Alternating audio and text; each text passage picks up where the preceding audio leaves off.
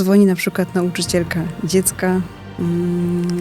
Pańskie dziecko zrobiło to czy tamto. Więc zamiast skupić się w 100% na pracy, my z tyłu głowy mamy znowu nasze dziecko. W dalszym ciągu, jeżeli one czują, że uchodzą właśnie za kosmitki, za dziwaków, to znaczy, że jeszcze problem jest niestety, występuje i naszym zadaniem jest zniwelować go najlepiej do zera, żeby te osoby nigdy tak nie musiały się już czuć.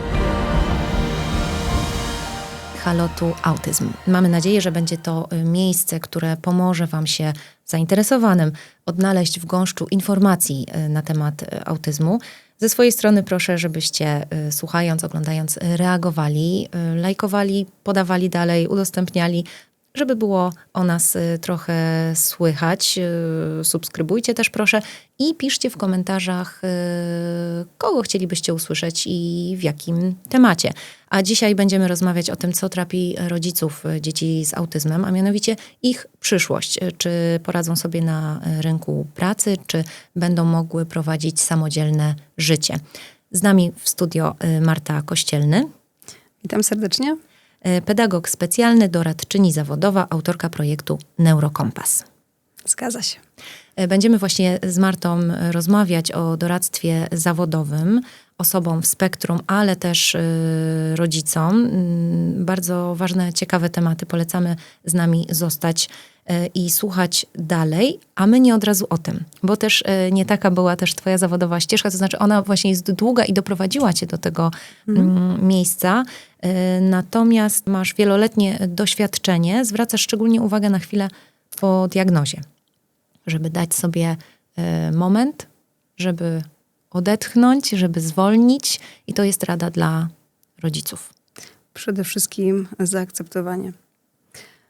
Na samym początku, zaraz po diagnozie, bardzo często jest takie wyparcie trochę, brak akceptacji. Nie, przecież to jak mnie to mogło spotkać? Może jednak naszła jakaś pomyłka, nastała pomyłka. Może to jednak coś chyba jednak nie tak. Więc tu bardziej poszłabym w stronę przede wszystkim zaakceptowania. Jak jest akceptacja, wtedy też jest łatwiej wystartować, ruszyć z miejsca. Proponujesz nawet takie porady, co zrobić. Masz takie top 5, co można na sobie przetestować. Na pewno jest to odizolowanie się, chociaż 5-minutowe, pójście do łazienki. Już czasami, gdy jesteśmy w takim skraju, chce nam się po prostu płakać. Nie blokujmy tego płaczu, bo działa on oczyszczająco. To jest taki moment właśnie na siebie, dla siebie, żeby się wypłakać, żeby głęboko pooddychać. Oddech też uspokaja i tu też jest bardzo wskazana praca z oddechem, który potrafi zdziałać cuda. Czasami rozmowa z kimś bliskim też bardzo dużo daje, ale rozmowa nieoceniająca. Nie chcemy w tym momencie słuchać żadnych wskazówek, żadnych rad, nawet pocieszenia czasami. Po prostu chcemy się wygadać, żeby ktoś w ciszy nas wysłuchał. Bardzo dużo to daje. Jeżeli mamy możliwość zostawienia z kimś dziecka, też krótki spacer na tak zwanego przewietrzenia głowy również działa cuda, bo nabieramy wtedy dystansu. Czasami ćwiczenia fizyczne też bardzo dużo dają. Gdzieś tam regulują ciało, głowę i wtedy, gdy czujemy już, że jesteśmy w stanie działać dalej, wracamy do dziecka. Planowanie z górką? To chyba też jest coś, co może nam pomóc spokojnie zaplanować, nie dawać sobie takich sztywnych ram, nie wkładać sobie po prostu za dużo na głowę. Otóż to, dokładnie. Planowanie z góry. Wiadomo, nie zawsze wszystko to, co zaplanowaliśmy nam wyjdzie. Takie życie. Aczkolwiek wtedy ważne jest, żeby nie złościć się na siebie. Powiedzieć, trudno, nie wyszło dzisiaj, zrobię to jutro. Akceptacja naszych niedoskonałości i tego, że nie zawsze wyjdzie tak, jak zaplanowaliśmy. Domyślam się, że to trudne. Jesteśmy bombardowani informacjami czegoś sukcesu organizacji i takiego perfekcyjnego bycia i życia, ale nie dajemy się oszukać, nie jest tak. Nie, absolutnie. Chociażby nawet spojrzeć, rzeczywiście social media karmią nas pięknymi rodzinami, bezproblemowymi, jak ich życie cudownie wygląda. Jest zawsze ten uśmiech na twarzy. Ale wiadomo, nie zawsze tak jest. Życie to nie tylko przyjemności, miło spędzony czas. Trochę na zasadzie sinusoidy w zasadzie nasze życie wygląda, że czasami jest pod górkę, gdzie niestety są łzy, załamania, ale i też te pozytywne chwile. Także no nic nie jest tak zwane instagramowe tak naprawdę. Miałam nawet taki cytat właśnie na jednym z social mediach, że neurozmęczenia nie widać na fotografii. Ładne zdanie. A czy trafiają do ciebie mamy w poczuciu winy, samotności, pracujące na 2 etaty albo rezygnujące z pracy? Zazwyczaj są to kobiety, które rzeczywiście zostały w domu, żeby oddać się dziecku w 100%, ale miałam też samotne mamy niestety, wychowujące same dzieci. Powiem szczerze, było im bardzo ciężko. A wiadomo, nie tylko kobietom, mężczyznom samotnie wychowującym dzieciom również jest ciężko, bo i takie przypadki znam. Ogólnie samotne wychowanie, rodzicielstwo jest bardzo ciężkie, ale pytasz w tej chwili o mamę, więc pozwolę sobie mówić w tej chwili tylko o mamach. Są bardzo często wyczerpane. I tak jak mówisz, często gdzieś tam obwiniają siebie, że może to jest moja wina. Może gdybym jednak miała partnera, żyłabym z ojcem tego dziecka, to też może byłoby inaczej. Może on by się inaczej zachowywał. Może ja coś robię nie tak. Może powinnam więcej, mocniej. Co ja jeszcze mogę zrobić w takim razie? I takim obwinianiem siebie niestety dochodzimy do wyczerpania. One są tak wyczerpane, nie myślą wtedy racjonalnie bardzo często, bo gdzieś tam ten lęk, niepokój o to, co one robią źle, zabiera im taką perspektywę szerszą. A to nie jest tak, że winny jest rodzic. Absolutnie. Na pewno wielokrotnie będziemy tutaj do tego wracać, że tak, trzeba zadbać o siebie. Rodzice muszą zadbać o siebie, o swoje zdrowie psychiczne, o swoje, zaopiekować się swoimi emocjami. A jak wygląda ich życie rodziców zawodowe? Niejednokrotnie niestety wygląda tak, że jeżeli jest oczywiście małżeństwo, czy ludzie żyjący w partnerstwie, jedno bardzo często rezygnuje z pracy właśnie na rzecz dziecka, by móc mieć ten czas, żeby odwozić, przywozić na terapię, być też takim terapeutą własnego dziecka, niejednokrotnie adwokatem. To też nie jest tak, że jeżeli rodzic nie pracuje, bo niektórym tak też się wydaje, a to masz mnóstwo czasu, to gdzieś tam, gdzie tam u ciebie jest zmęczenie, przecież dziecko jest na przykład w przedszkolu, no to masz czas dla siebie. No nie. Wtedy najczęściej w tym czasie, gdy dziecko jest w przedszkolu, rodzic zajmuje się domem, obiadem, także zajmuje się wszystkimi tymi czynnościami, na których po prostu nie ma czasu, gdy dziecko jest już w domu. Potem przyjeżdża do przedszkola czy do szkoły, zawozi dziecko na jedną terapię, czasami na drugą terapię. W domu, gdy dziecko już jest zmęczone całym dniem, niejednokrotnie dochodzi do bardzo trudnych zachowań. I wtedy taki rodzic, też już zmęczony tym dniem, nie ma czasu dla siebie, by odpocząć, tylko musi wygaszać niepożądane zachowania, trudne zachowania dziecka. No i tak dochodzimy w zasadzie do wieczora, gdzie też trzeba przygotować dziecko do snu, pomóc mu się przygotować, wyciszyć go też właśnie na przykład masażami przykładowo.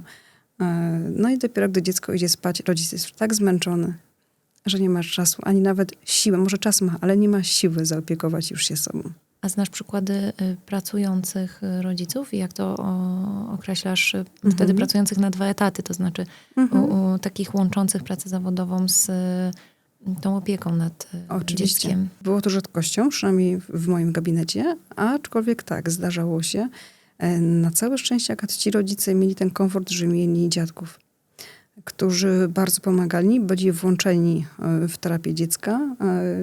Także gdy rodzic był w pracy, to oni odbierali je ze szkoły, przedszkola, zawozili na terapię, więc tu była ta pomoc, ale ta pomoc, wiadomo, nie trwała aż do wieczora, tylko do momentu powrotu rodzica z pracy. No i właśnie tutaj jest tak, że niejednokrotnie rodzic, będąc w pracy, też musi odbierać, wygaszać tak zwane pożary bo dzwoni na przykład nauczycielka dziecka, państwa dziecko zrobiło to czy tamto tak naprawdę, więc tu już jakby z tyłu głowy jest myśl o tym, co zrobiło dziecko, w jaki sposób mogę teraz mu pomóc, załatwić całą sprawę, więc zamiast skupić się w 100% na pracy, my z tyłu głowy mamy znowu nasze dziecko. Po powrocie znowu gasimy pożary, więc ten sam schemat jakby działania, tak jak u rodzica niepracującego tak naprawdę. A czasami też jest tak, jeżeli mamy ten komfort, na przykład, że pracujemy zdalnie, w porządku, możemy przerwać swoją pracę, pogasić wszelkie możliwe pożary, ale jest tak potem, że dziecko śpi, to my wracamy z powrotem do pracy i kończymy zaległości, których nie byliśmy w stanie wykonać w ciągu dnia. To, co mówisz, na pewno, mam nadzieję, pozwoli osobom z otoczenia lepiej zrozumieć takich rodziców, wyrazić może więcej wsparcia, zrozumieć, że może nie zawsze są właśnie dostępne, nie zawsze są zadowolone i nie są, nie wiem, atrakcyjne towarzysko. A jak realnie pomóc właśnie takiej osobie? Przede wszystkim zauważyć go poprzez odpowiednio ukierunkowaną rozmowę, wydobyć z tego rodzica, co najbardziej go frapuje, pomóc jakby mu ustrukturyzować w ciągu dnia właśnie planowanie z góry, znalezienie chociaż momentu dla siebie. Także taka pomoc po prostu poprzez rozmowę, bo do każdego podejdziemy indywidualnie. Nie ma gotowej recepty, nie podam ci jej niestety, że musimy zrobić tak, tak i to będzie działało dla wszystkich. No niestety nie. Każdy jest inny, każdy ma inne potrzeby, inaczej reaguje. Mamy również sam system sensoryczny nasz jest zupełnie różny. Jedni są bardziej wrażliwi sensorycznie, inni mniej. To też ma tak naprawdę bardzo duże znaczenie, jeżeli planujemy pomoc rodzicowi. Także tutaj po rozmowie indywidualnej staramy się dopasować maksymalnie pomoc stricte pod daną osobę i jej potrzeby, jej problemy. Wspomniałaś, że rodzice opowiadają, mówią ci o lękach związanych z przyszłością dziecka. Jakie to są obawy? A najczęściej co będzie, gdy mnie już nie będzie. Ten lęk towarzyszy zazwyczaj rodzicom dzieci niżej funkcjonujących. Wiadomo, tym wyżej również. No, to jest mimo wszystko dziecko neuroatypowe, nieco inaczej doświadczające, odbierające świat niż dzieci neurotypowe.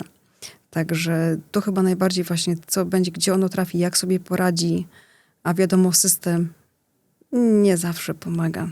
I jest to bardzo, bardzo ciężki temat. Czy znasz takie przykłady rodziców, którzy przewartościowali, przebudowali swoje życia zawodowe po to, żeby stworzyć takie bezpieczne miejsce dla swojego dziecka? Ludzie budują ośrodki, zakładają fundacje, zakładają firmy, w których jest to miejsce zabezpieczone dla ich dziecka. Oczywiście mówimy tutaj o różnym funkcjonowaniu. Ale czy znasz takie przykłady? Tak, znam jeden, w którym właśnie małżeństwo ma dziecko neuroatypowe. Rzucili tak zwane bezpieczne etaty i stworzyli własną działalność. Pracują z domu, online, prowadzą swój biznes. Także tak, zmienili tak naprawdę wszystko. Mają teraz świadomość jakby, że przynajmniej są w domu, bardziej dostępni. Są dla tego dziecka, jest im też łatwiej pogodzić właśnie swój etat własny, bo jeżeli nawet coś nie zostanie zrobione, w tym momencie jest jakby mniejsze poczucie nawalenia, że ja muszę to teraz, zaraz zrobić. Tak jak w przypadku etatu, gdzie mamy nad sobą przełożonego i mamy tą świadomość, że jak teraz tego nie zrobię, no to może być niestety źle się to skończy dla nas. Więc gros osób, tych osób właśnie rodziców, zakłada własne działalności lub umawia się, pracując na etacie, umawia się na pracę zdalną lub hybrydową, żeby chociaż odrobinę sobie pomóc. A w przypadku działalności, wiadomo, zależy też, jaki to jest typ działalności i rzeczywiście niekiedy jest ta nadzieja, że uda się to tak poprowadzić, zarówno firmę, jak i dziecko, że docelowo będzie mogło objąć, przejąć działalność rodzica.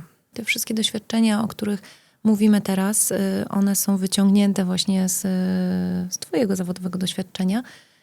Czy one pokazały ci, że jest pewna nisza i doprowadziły właśnie do tego, że utworzyłaś projekt Neurokompas, który to zajmuje się doradztwem zawodowym właśnie?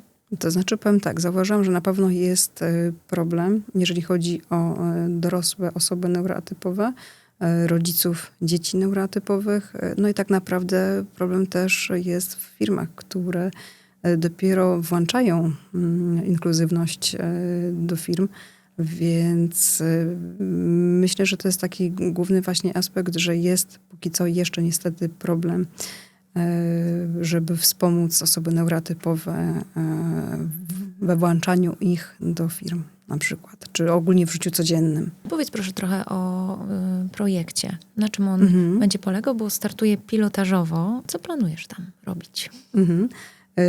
Głównie zamierzam wspierać osoby dorosłe neuroatypowe w znalezieniu dopasowanego miejsca pracy.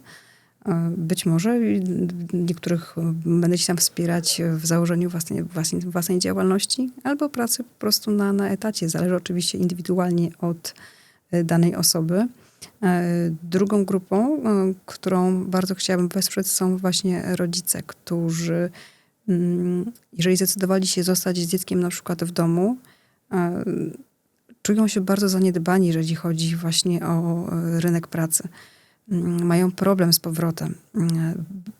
Tak jak wspomniałyśmy na początku, często zapominają o sobie, więc w związku też z tym zapominają, jakie są ich talenty, umiejętności, kompetencje i tu chciałabym pomóc im wydobyć to na tak zwane światło dzienne, żeby pokazać im, słuchaj, to jest twój talent, twoja świetna kompetencja. Myślę, że wspólnie uda nam się teraz dojść, w jakim zawodzie będziesz czuć się świetnie i przede wszystkim, żeby ten zawód też dał możliwość tak poukładać życie, by móc jednocześnie być z dzieckiem, pomagać mu w rozwoju, no jak i sobie, żeby ta osoba też się poczuła ważna, że coś jednak znaczy i dużo potrafi tak naprawdę. No i trzecia grupa są to firmy, które chciałyby stworzyć warunki inkluzywne, włączające osoby neuroatypowe do swoich firm, bo potrzeby, czy to rekrutacyjne, czy stanowiska pracy tak naprawdę są zupełnie inne niż warunki stworzone dla osób neurotypowych. No i cały proces rekrutacji na przykład, nie? Jak prowadzić taką rozmowę.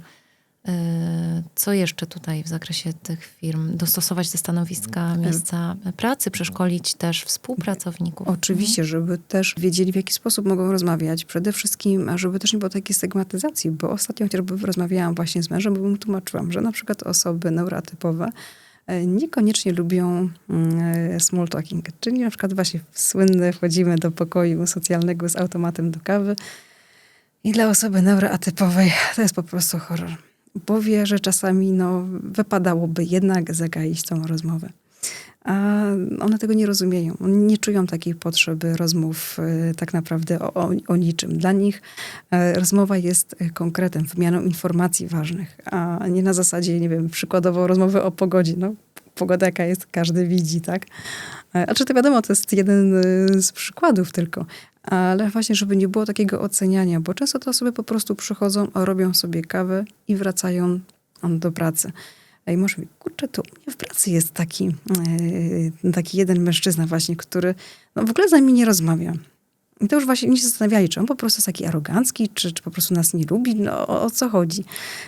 I właśnie, żeby nie było od razu gdzieś tam oceny, było zrozumienia, że w porządku, mamy neuroatypowego kolegę, koleżankę, I dla niej to jest problem. No, w tym momencie akceptacja, no rzeczywiście nie musi z nami rozmawiać w tym pokoju socjalnym, wymieniać jakichś tam grzecznościowych zwrotów, tylko po prostu robi tą kawę i wychodzi. Nie dlatego, że jest niegrzeczna, ignoruje wszystkich dookoła, tylko po prostu to jest taki typ. Czyli rozumiem, że będziesz świadczyła takie konsultacje, szkolenia dla firm, które chcą stać się neuroinkluzywne, tak?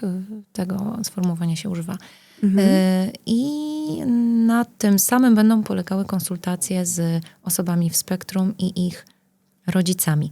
W jakich branżach mogą sprawdzić się autystycy? Powiem szczerze, nie ma ograniczeń. Wszystko zależy od osoby właśnie ze spektrum. W czym najlepiej się czuje. Równie dobrze mogą stać również psychologami, psychiatrami, lekarzami, księgowymi. Nie ma zawodu, który by tak naprawdę gdzieś tam wykluczał. Więc tu wszystko zależy od indywidualnych umiejętności i kompetencji danej jednostki. Bo naszym zadaniem też jest właśnie, dlatego tutaj tak ważna jest terapia dzieci, żeby wyuczyć, wyposażyć je w pewne narzędzia, dzięki którym będzie im łatwiej się też dostosować tak naprawdę do środowiska. I dzięki temu,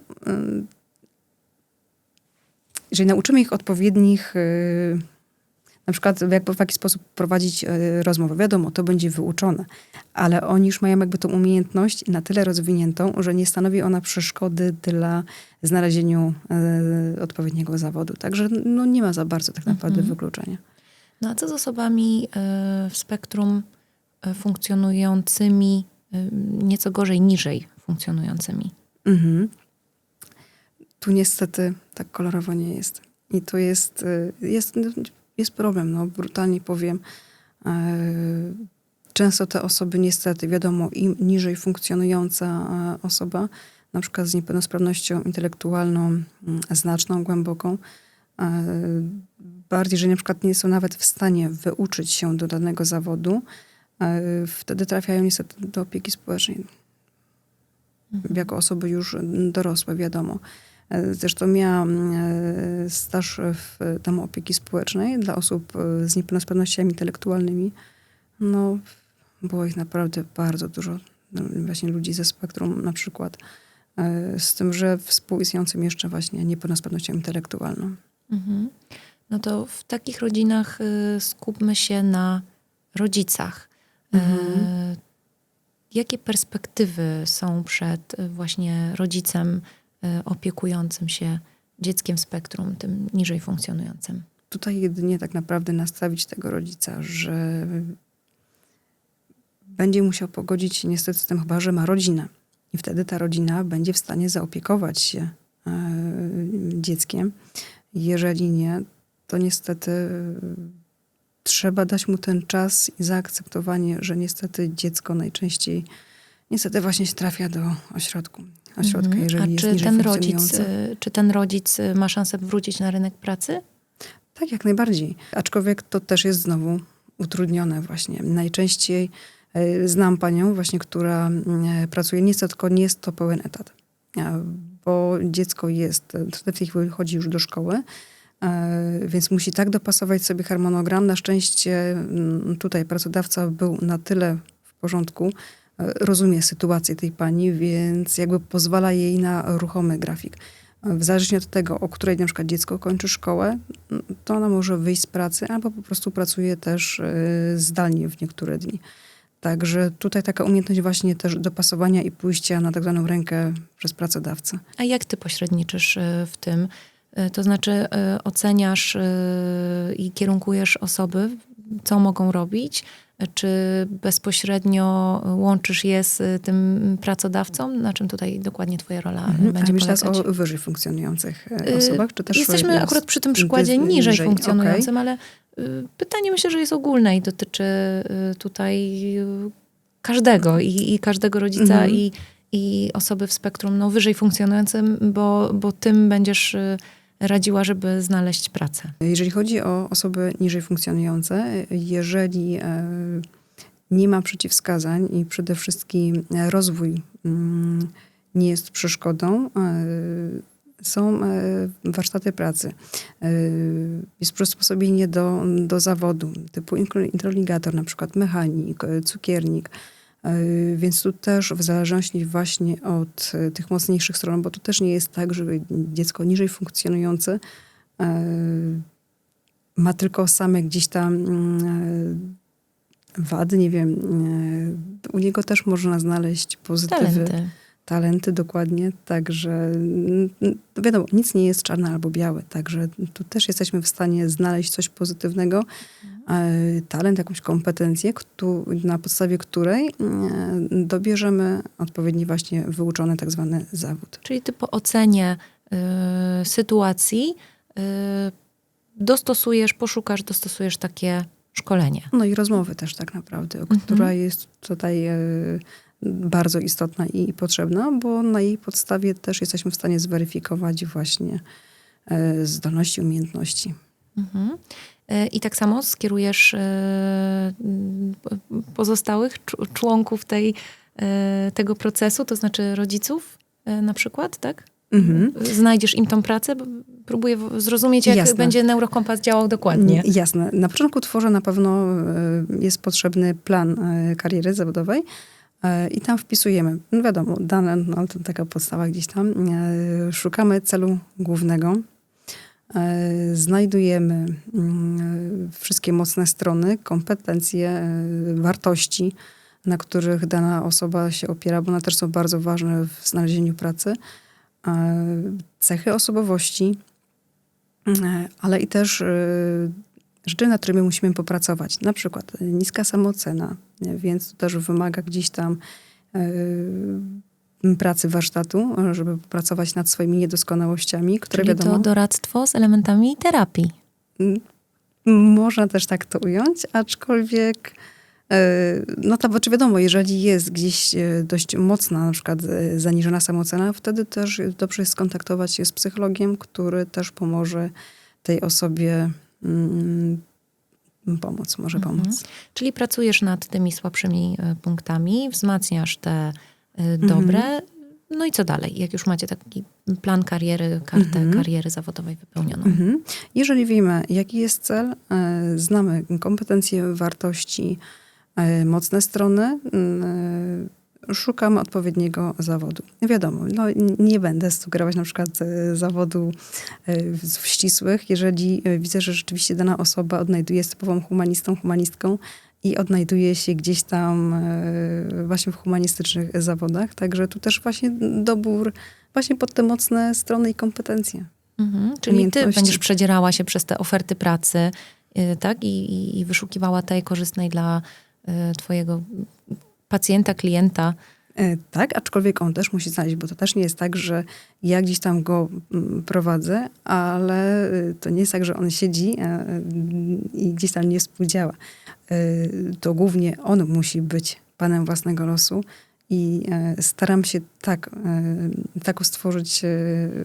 otworzyć go, żeby sam też wiedział, w jaki sposób może też szukać, poszukiwać pracy. Bo nie na to rzecz polega, żebym ja za niego myślała.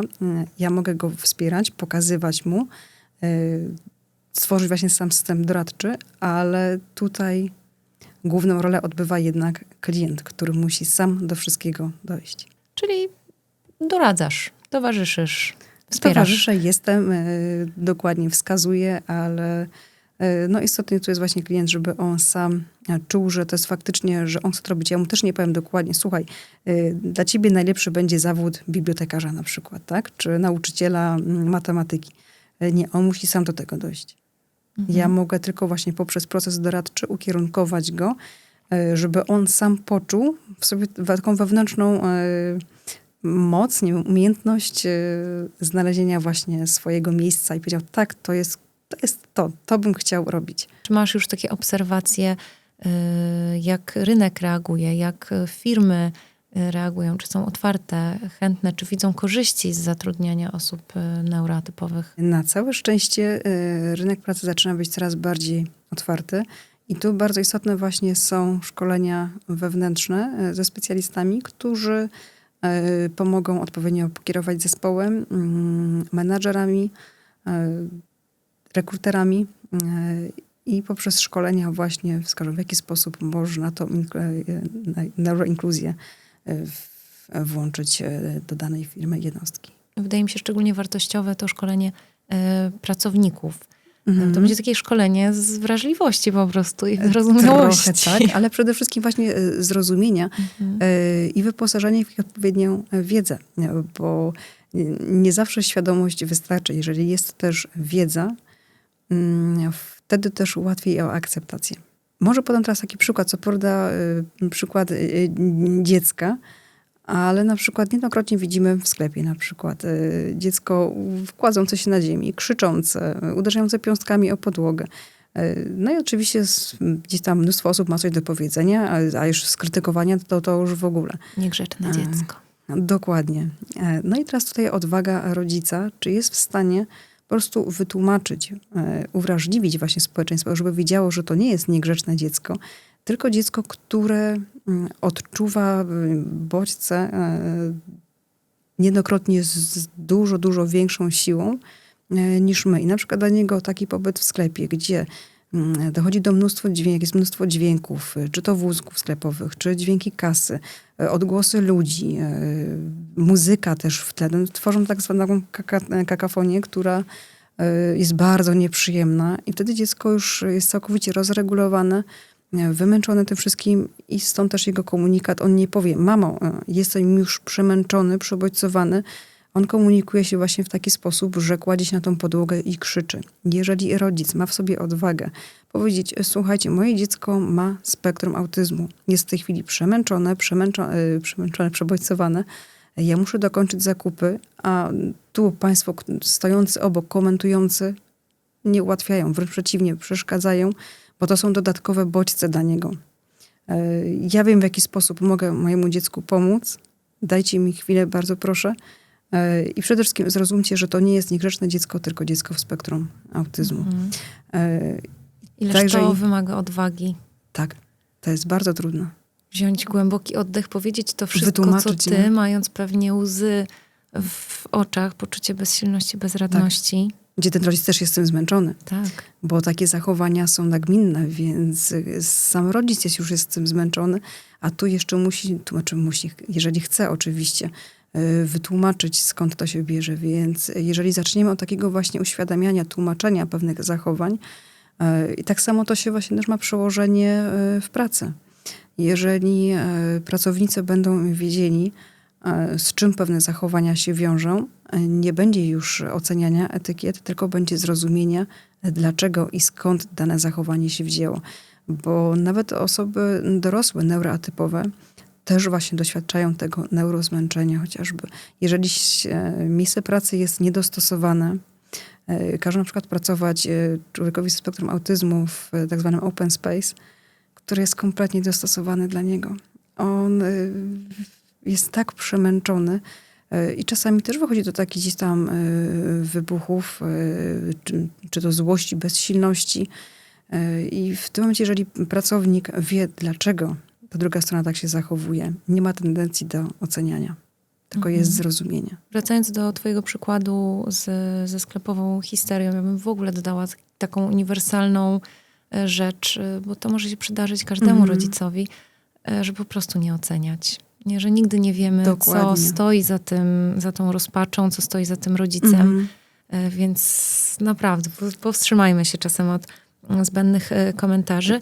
A wracając do tematu firm, no myślę, że korzystać mogą wszyscy na takich szkoleniach, a szczególnie osoby, które są w spektrum, a otrzymały na przykład niedawno diagnozę albo jeszcze nie są zdiagnozowane i może na takim szkoleniu dowiedzą się, że może warto jednak spróbować się o taką diagnozę pokusić.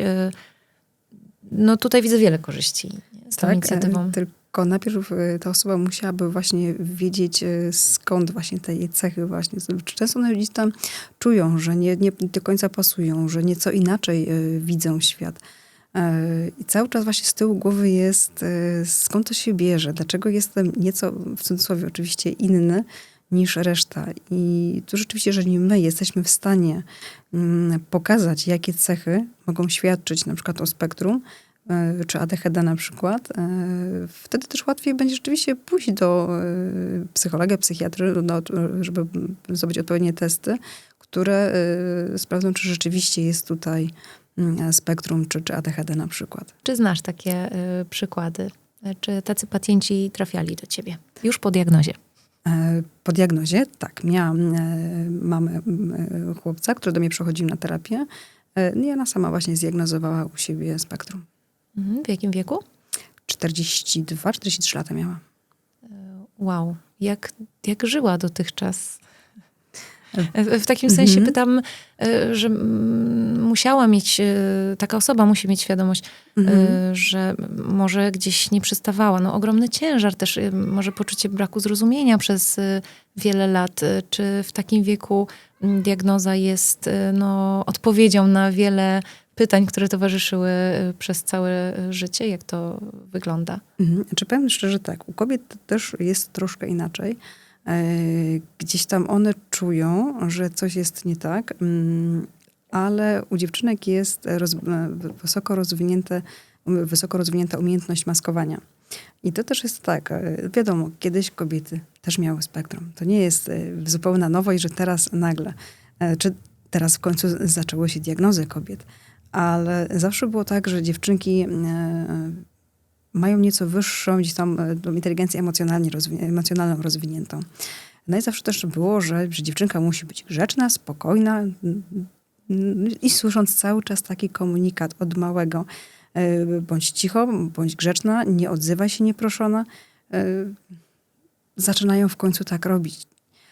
I to jest właśnie takie trochę maskowanie tak naprawdę, więc, ale czują, ile je to kosztuje. I tylko kobieta właśnie w spektrum, która musi się codziennie maskować, kamuflować, wie, ile ją to kosztuje nerwów i stresu, wracając do domu, kiedy może w końcu się odsłonić.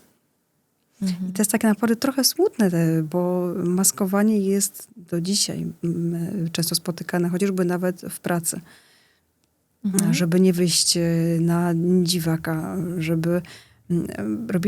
napisałam e-book właśnie pomocny w wytworzeniu środowiska pracy i rozmów rekrutacyjnych z osobami neuroatypowymi i stworzyłam ankietę, którą skierowałam właśnie do osób neuroatypowych.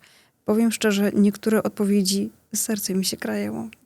Ich marzeniem największym, wynikających właśnie z mojej ankiety, było to, żeby nikt nie patrzył w końcu na nich jak na dziwaków, jak na kosmitów. To było, cytuję w tej chwili słowa osób neuroatypowych. Także jest lepiej, ale w dalszym ciągu, jeżeli one czują, że uchodzą właśnie za kosmitki, za dziwaków, to znaczy, że jeszcze problem jest niestety, występuje i naszym zadaniem jest zniwelować go najlepiej do zera, żeby te osoby nigdy tak nie musiały się już czuć, żeby czuły, że są w 100% akceptowane razem ze swoimi słabościami, jakimiś nieumiejętnościami.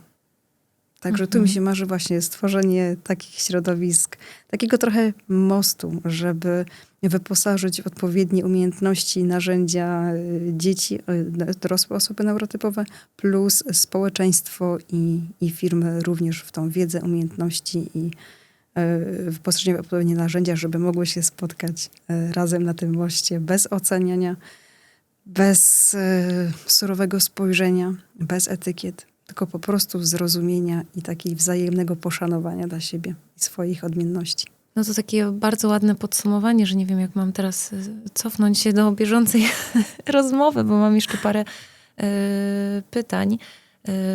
Wspomniałaś o tym e-booku i o tym, jak przygotowywać rozmowy rekrutacyjne. Jak? Jak przygotować? Oczywiście znowu zależy od drugiej strony, z którą prowadzimy rozmowę, ale najczęściej takie uniwersalne, powiedzmy, porady. Zgoda przede wszystkim na brak włączonej kamerki. I tu na przykład właśnie takim bardzo pożądaną cechą wśród pracowników jest na przykład elastyczność.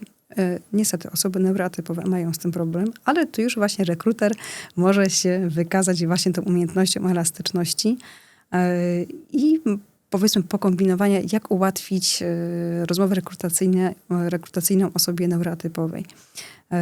Czyli zgoda na przykład na wyłączoną kamerkę, bo to jest częsta prośba tak naprawdę osób neuroatypowych, czy one mogą mieć jednak wyłączoną. Jeżeli nie zawsze jest potrzebna też ta rozmowa, czasami wystarczy próbka pracy. Też zgódźmy się na to, żeby osoba neurotypowa mogła dostarczyć po prostu gdzieś tam swój materiał, w jaki sposób działa, pracuje. I na tej podstawie też jesteśmy w stanie ocenić, czy rzeczywiście ta osoba poradzi sobie w naszej firmie na przykład. Plus jeszcze, jeżeli rozmawiamy, taka akceptacja, że czasami niektóre osoby neurotypowe potrzebują więcej czasu na odpowiedź.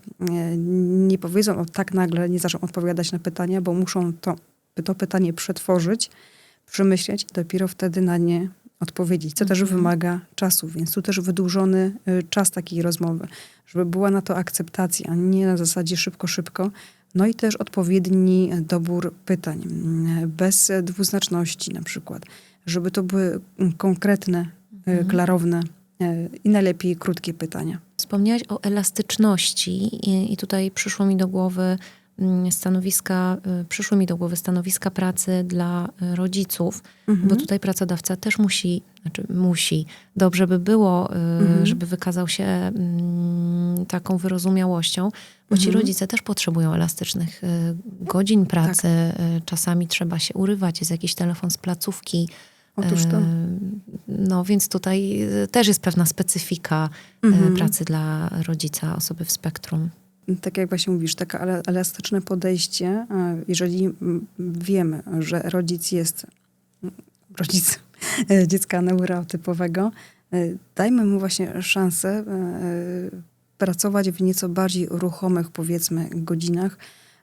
Zgódźmy się nawet na zdalną pracę. Jeżeli wiemy, że ta osoba dokończy swoją pracę, tylko załóżmy nie w sztywnych godzinach od 8 do 16 przykładowo, że nawet jeżeli o 22 dokończy swoją pracę, nic się przecież nie stanie. Ta praca będzie dokończona, tylko o nieco innej porze. Więc tutaj jest ważna właśnie taka wrażliwość i nie tylko hasła właśnie work-life balance, ale rzeczywiście, żeby też to umiejętnie pomóc wdrożyć tym osobom w strukturze pracy. Przede wszystkim dopasować tak środowisko pracy, godziny i podejście, żeby rodzic mógł pracować trochę na swoich zasadach tak naprawdę, pomimo że to nie jest jego firma. Takie pytania od rodziców, których znam, padają, a raczej sugestie, że jedyną opcją dla nich jest po prostu samozatrudnienie, żeby być